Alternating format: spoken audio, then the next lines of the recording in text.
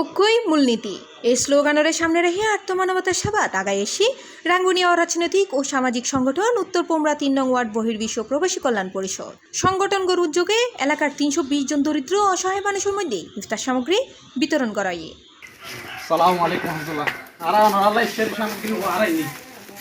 ফেব্রুয়ারি 18 তারিখ বুধবার ফজরত উপজেলার পোমরা ইউনিয়নের হিলাগাজীপাড়া মাদ্রাসা মাঠত এলাকাবাসীর সার্বিক সহযোগিতায় এক অনুষ্ঠানের আয়োজন করা হয়।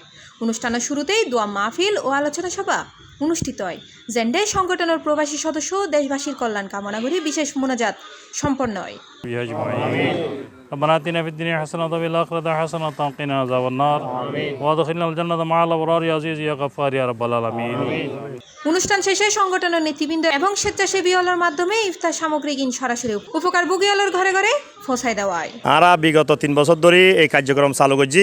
ইফতার সামগ্রী বিতরণ করতেছেন এবং সাথে সাথে অনেক রোগীকে আর্থিক সহায়তা করেছেন। এটা সাধারণ মানুষের জন্য করেছেন, তার জন্য আমরা এলাকাবাসী অত্যন্ত আনন্দিত এবং প্রফুল্ল। ছোট ছোট বাচ্চাকল দেখা যায় প্রাইমারির গন্ডি পার হয়ে তারা শিক্ষা জীবন শেষ হয়ে যাবে, কিংবা হাই স্কুল যে শেষ হয়, কিংবা SSCর পরে শেষ হয়ে যাবে জরিফরের। এই জরিফরা রোধ করিবার লাগলে তারা যদি বৃত্তিমূলক ব্যবস্থা গ্রহণ করে ইয়ানোর আই উদাত্ত আহ্বান জানাই। যারা এই উদ্যোগ নিয়েছে প্রবাসীরা, আমি তাদেরকে ধন্যবাদ জানাই একটা মহৎ কাজ উদ্যোগ নেওয়ার জন্য। অবস্থানগত প্রবাসী ভাইরা যে ভালো কাজের উদ্যোগ নিয়েছে, পবিত্র রমজানে ইফতারি বিতরণ এবং ইফতারি বানির প্যাকেট গড়ির বাজার করলাম বিয়াকিন গড়ি আর কি। তো আমরা ইনশাল্লাহ একখানা পরে আমরা বিয়াকিন বিতরণ করি। আমরা যারা প্রবাসী আছি আরাতে পরিবারের পাশাপাশি সমাজের প্রতি একখান দায়বদ্ধতা আছে।